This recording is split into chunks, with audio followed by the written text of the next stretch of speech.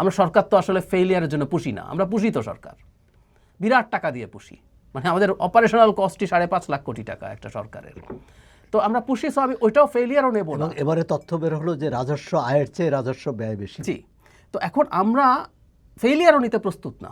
সেখানে আপনি করছেন কি, একটা ক্রাইমকে জাস্টিফাই করার চেষ্টা করছেন, এটা এবং ওই পজিশনে থেকে খুব ভয়ঙ্কর ব্যাপার।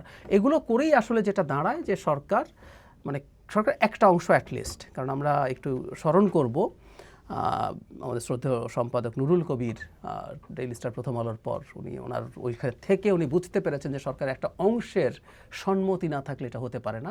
তার চেয়ে আরও বেশি গুরুত্ব দিতে চাই আমি জনাব নাহিদ ইসলামের বক্তব্য, এনসিপি প্রধান, তার কলিগ তারা সরকারে যারা আছেন, উনিও একই কথা বলেছেন।